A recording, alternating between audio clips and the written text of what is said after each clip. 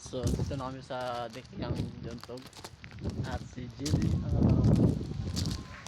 ito no, ando.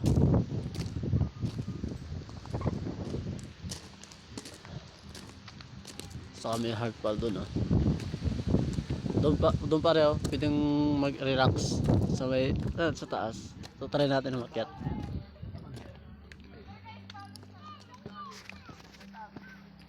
Daming tao dito na ano. At sobrang hamog.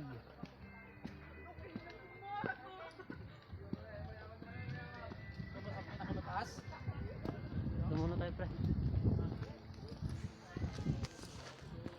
Tara natin akyatin. At nung last pumunta ko dito, wala pa na ito.